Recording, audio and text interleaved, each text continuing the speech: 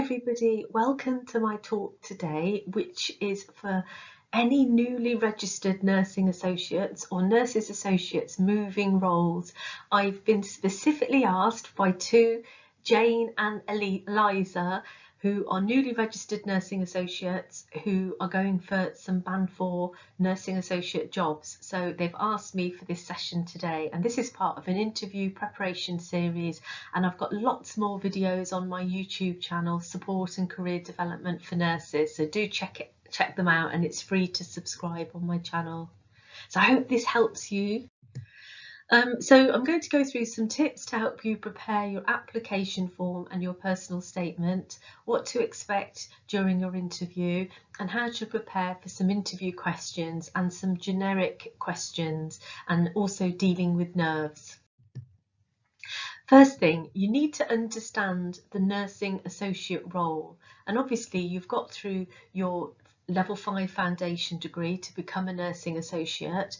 But knowing exactly what a nursing associate does in the role that you're applying for, what values and skills does a nursing associate need, and how does the role fit in the team that you're applying for, or with the employer. There's going to be people that you're going to be working with.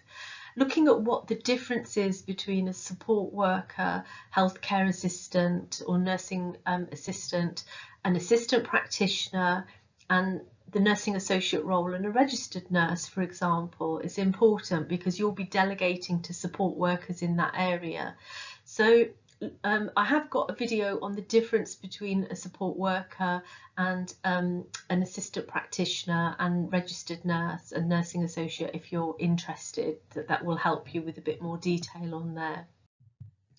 So what does the job entail? What am I actually going to be doing in this role? What's the expectation in this specific role? The best way to look at that is to start with the job description. Drill down on the job description, headings, and if you're unsure at all with any aspects of the job description or the personal specification, you can ask for clarification. An informal visit is helpful to talk to staff in the specialist area, and if there's other nursing associates that you can talk to, that would be really helpful too. Also, don't presume, I know a lot of nursing associates are seconded, or they are supported, with their apprenticeship, and they may feel obliged to stay in an area, so they're going to have an interview for a nursing associate in the area in which they were a trainee nursing associate, but they should still talk to the manager about the role, and also don't presume the role is yours either. That if they're putting you through an interview, you need to prepare for that interview. Also reviewing employer national websites. So if you were moving to oncology or a specialist mental health unit, or in learning disability, what is that specialism about? And nationally, you can look on forums, Facebook forums, you can look on national websites, charitable websites and volunteer websites, and you can often have videos of staff actually talking about the role. So do some proactive research on the role that you're applying for, and you can network with other nursing associates as well. Few application tips. Always check the application procedures. Complete the online application form on time. I know many people over the years that have missed the deadline for an application, and because systems are automated online, unless the job is re-advertised, you've missed the deadline. Do what it says in the application guidance for each section of the application form, and then use clear, concise language and proofread your personal statement for mistakes in your application, and check for spelling and grammar, and it's completely ethical to get other people to read if needed. I have family members with dyslexia, and you can get people to proofread your applications if needed.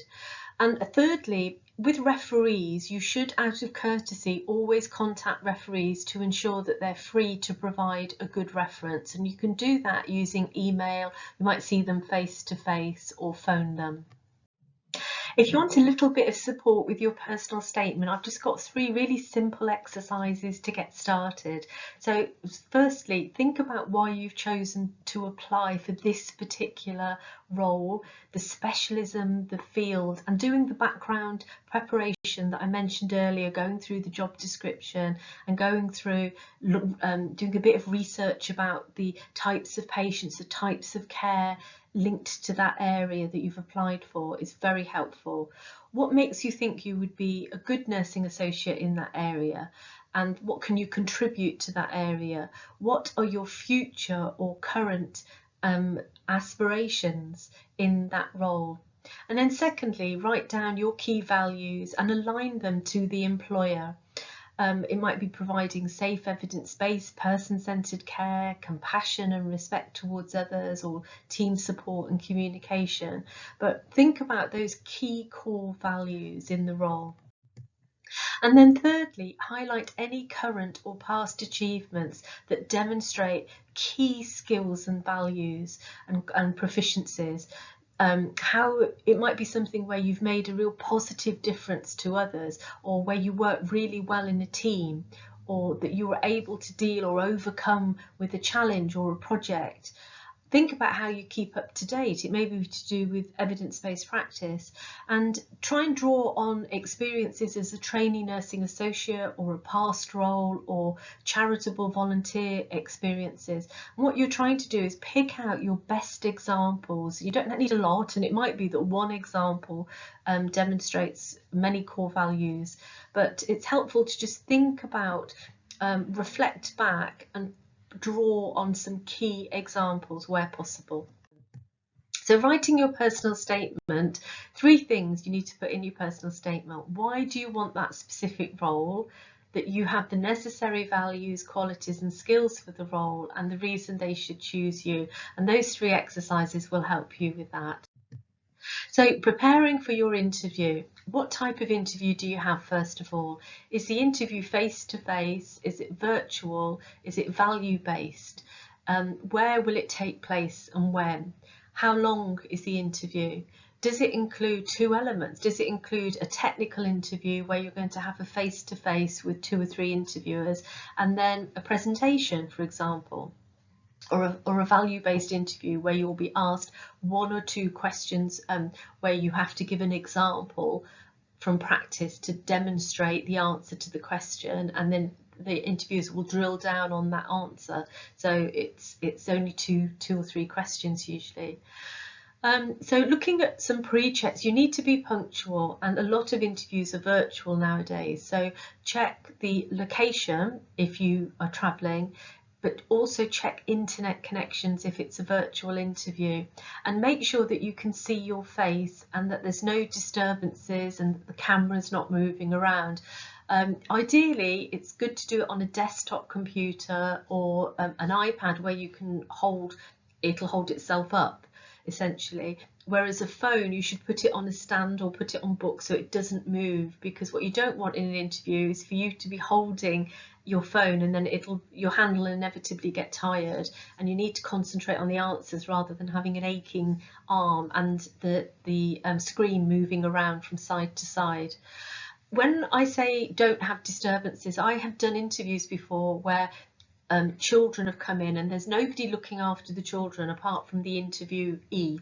Do not do that. It's not ethical really to carry on with an interview if you've got tiny babies around and you're interviewing somebody. And if you were going to a face-to-face interview, you would not be able to bring your children. So do not do that. You need to get childcare when you do your interview, or try and have somebody else in the other room with your children. Obviously, if somebody walks in accidentally, a child, that's absolutely fine. But what you don't want is that you're actually main carer for tiny children, and then and that you're just sort of leaving them while you do your interview. And but obviously we take account of human mistakes, and if somebody calls at the door by accident or the phone rings, don't worry about it, but you're trying to keep disturbances down to a minimum. Cancellations, if you need to cancel, email or phone as soon as possible, and the interviewers are never obliged to offer you another interview necessarily, but most of them will if you email or cancel before the interview. If you've had an awful emergency and you literally had no chance to ring or email, then do let them know retrospectively, but ideally you do it prior to the interview, and then you will usually give you another interview date. When looking at preparing your interview questions, often there'll be a question that links to communication, either with other members of allied health professionals, nursing team members or support workers, or it could be a scenario-based question. And what they want to see is that you're a good listener, you're patient, you have open communication, you're professional, and it might link to escalation. So looking up your local and national escalation pathways, who would you go to with this issue in this scenario to ensure that the patient is safe? Other types of questions might link to working within a team, and you might be asked to give an example from the past where you've worked in a team or that you demonstrated good communication, or it might be a scenario-based question. But they also may ask specific questions about the structures of the teams in which you'll be working. So having some insight into the multidisciplinary team members that you might be working with and the different structure in the nursing team. Do they have assistant practitioners? Do they have healthcare support workers? Are there senior healthcare support workers, nursing assistants?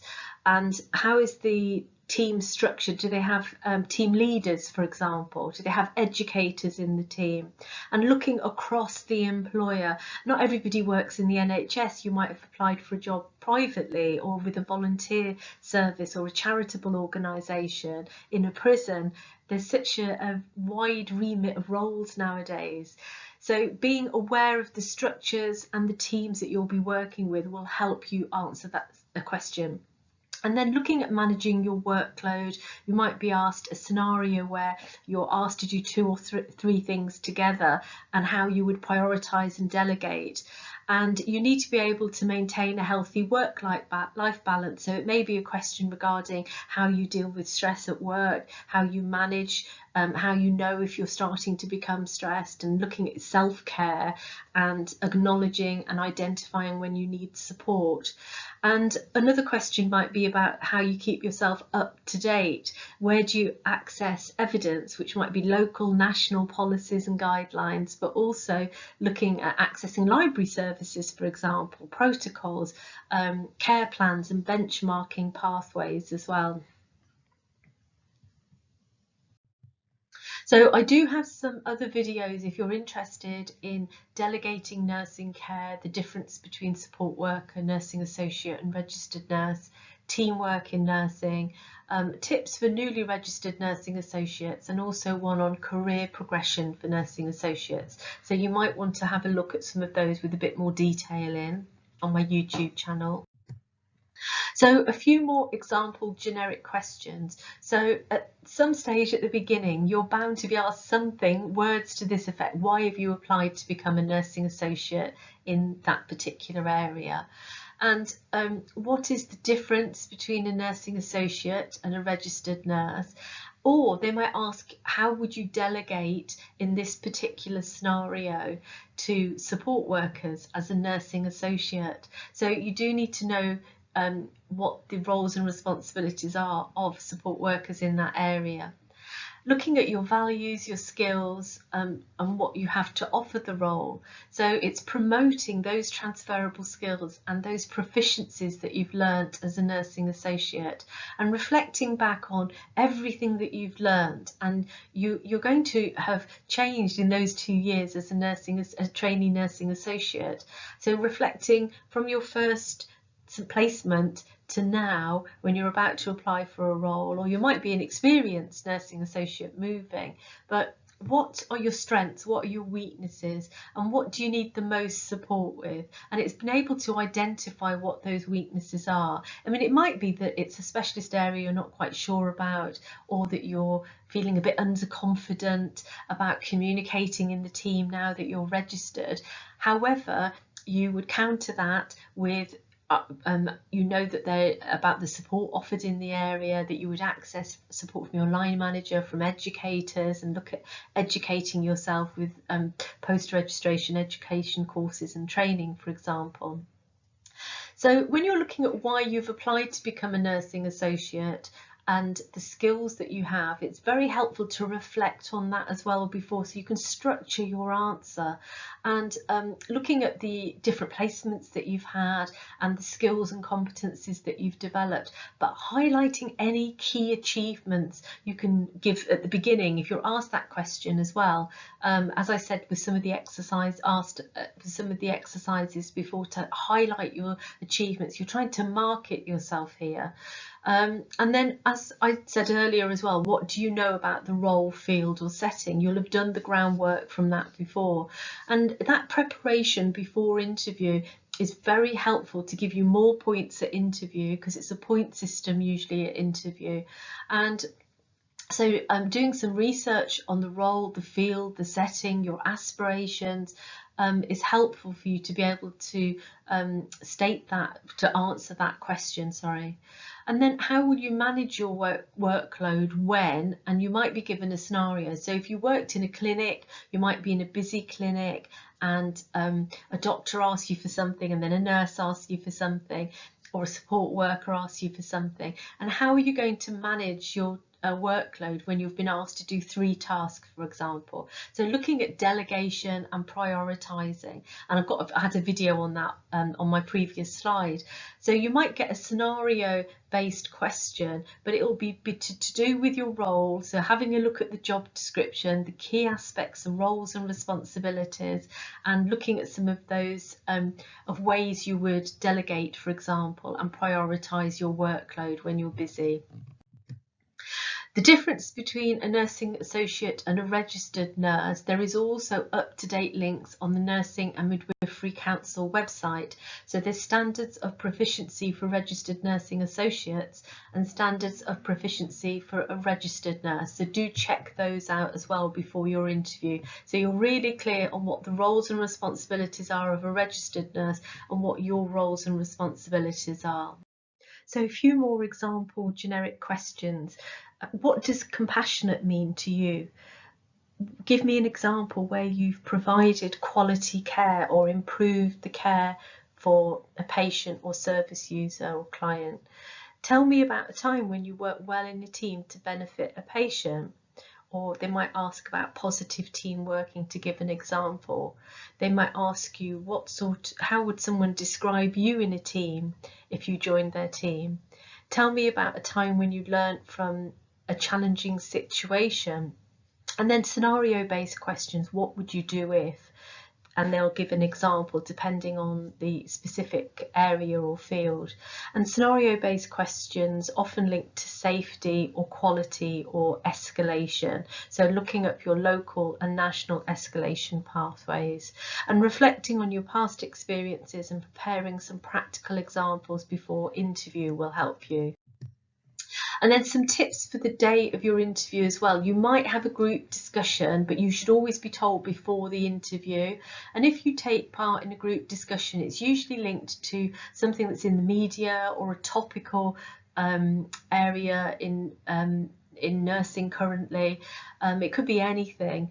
But if you do take part, usually you'll be observed, and then notes will be written about the group, so people will be walking around observing the group.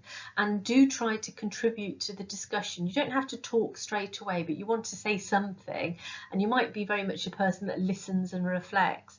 but just make sure that you're non-judgmental and you're respectful of others. If you are asked to deliver a presentation, I have a video on my YouTube channel preparing a presentation for a nurse interview, and that's got lots of tips on there. But usually for a newly registered nursing associate role, similar to a newly registered nurse, you're not usually asked for a presentation. Just depends on the role. And then dealing with nerves. It's normal to be nervous before and during an interview, and this is the same for experienced nurses. Interviewers always expect this, so let the interviewer know. If you're really nervous and they can support you, they might give you a glass of water, or you might say you need a few minutes to compose yourself. But remember, you've done well getting an interview, you've been shortlisted, and the interviewers are human and they just want you to do well. So ask for more time if you need it. Spend time preparing for your interview, and looking at some of the exercises I've already suggested is going to help you with your nerves, because you're going to have done some preparation. And the more you prepare, the more confident you're going to feel when you're asked a question. And just try to do your best and try and put the interview in context.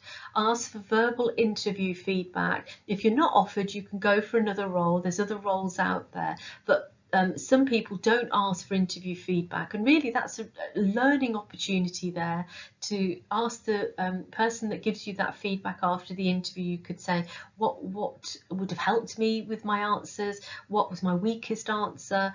What would have been a better way to structure my answer? And you can gain a lot of insights from interview feedback. So if you have any questions at all, put them in the YouTube comments, and I'm very happy to answer any one-to-one questions. If you'd rather not put them in the comments, just DM me on my website or on Twitter or Instagram. And good luck with your interviews.